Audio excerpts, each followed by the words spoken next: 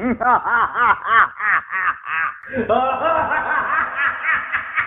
में दिनेश नाम का आदमी अपनी दूसरी पत्नी सीमा और दो बच्चों प्रीति और प्रिया के साथ रहता था। उसकी दूसरी पत्नी सीमा बहुत ही क्रूर थी।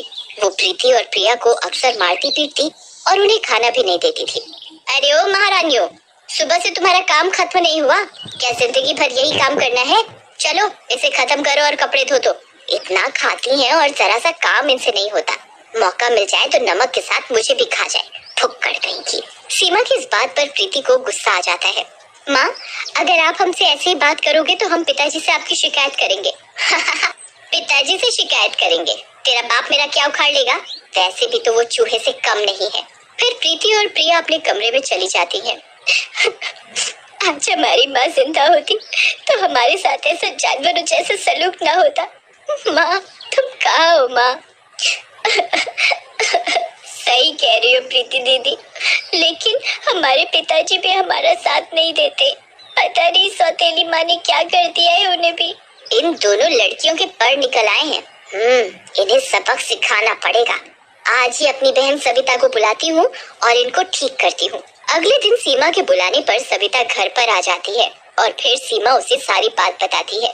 सीमा बहन, ये तो किसी विद्रोह की खुशबू आ रही है। अगर जल्दी ही इन्हें ठीक नहीं किया तो ये कल को तेरे सिर पर बैठेंगी और तुझे नौकरानी बना देंगी। फिर सविता सीमा को एक योजना बताती है। योजना के अनुसार जब प्रीति और प्रिया सो रही होती हैं, तभी सीमा प्रीति को चुपके से उठा लेती है और घर के बाहर बने कुएं पर ले जाती है। प्रीति एकदम से जाग जाती है। माँ, मुझे यहाँ क्यों ले आई हो? और सविता मौसी क्या कर रही है? आज तुझे सबक सीखना है। बहुत मुंह चलाती है ना? मेरी प्यारी बहना से बहस करेगी? ऐसा कहकर सविता प्रीति को मारने लगती है और फिर कुएं में लटका देती है। माँ, मुझे माफ कर दो। मैं आगे से कभी आपसे बहस नहीं करूंगी। मुझे कुएं से बाहर निकालो। माँ, मेरे हाथ छूट जाएंगे तो मैं कुएं में गिर जाऊंगी।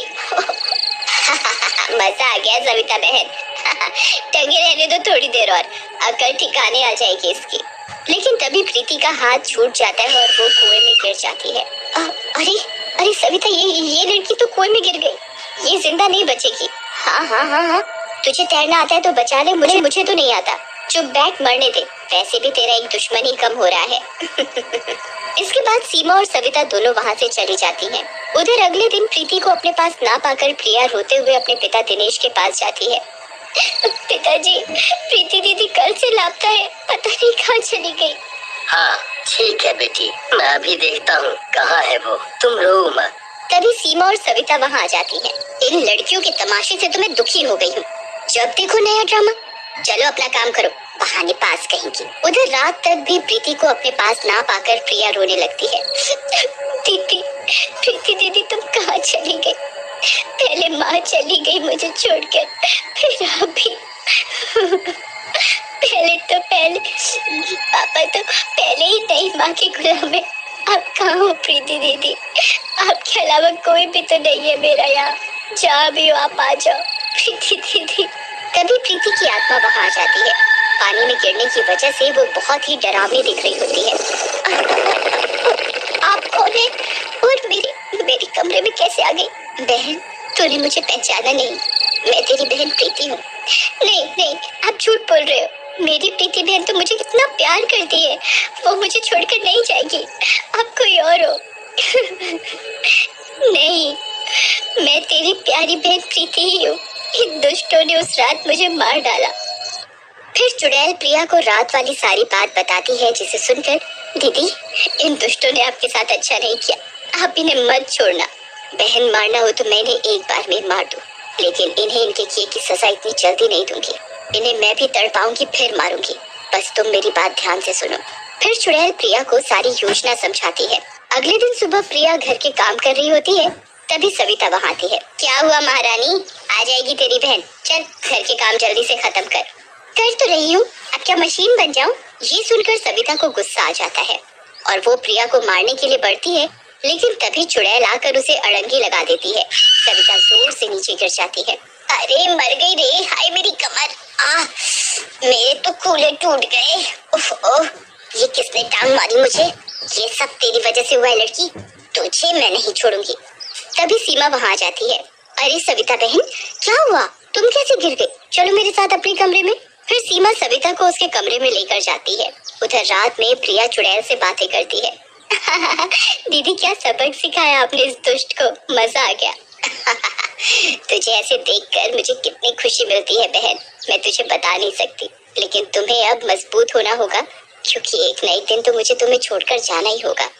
नहीं नहीं, मैं तुम्हें कहीं नहीं जाने दूंगी बहन। पहले माँ भी चली गई और अब तुम। नहीं नहीं। ऐसा कहकर प्रिया चुड़ैल से लिपट जाती है और सो जाती है।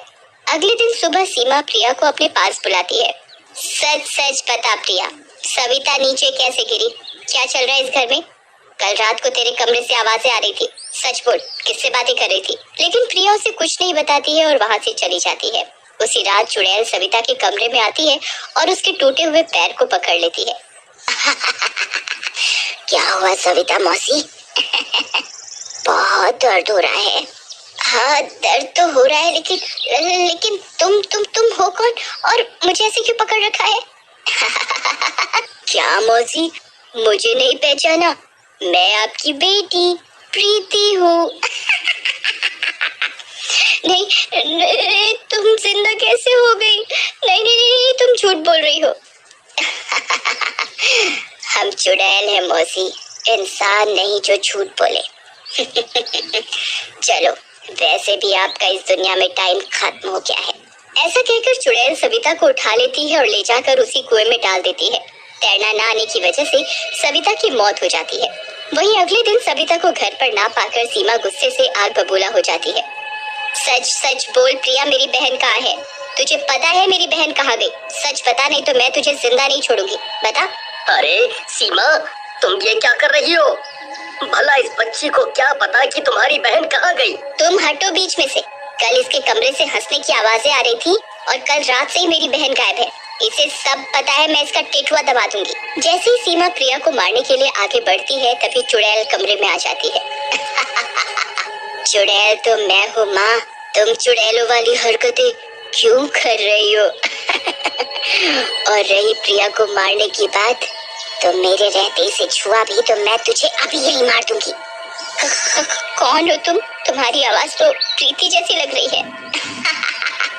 सही कहा, मैं प्रीति ही हूँ जिसे तूने कुएं में फेंक कर मार डाला था। ऐसा कहकर चुड़ैल सीमा को उठा लेती है और कुएं में लटका देती है। बहन छोड़ दो इसे, ये जैसी भी है हमारी माँ है, हम इसको कैसे मार सकते हैं? लेकिन प्रीति प्रिया की कोई बात नहीं सुनती और सीमा को कुएं में फेंक देती है। बेटी मुझे माफ कर दो, मैं अब से प्रिया का पूरा ख्याल रखूंगा। तभी प्रीति वहाँ से मुक्त होकर चली जाती है।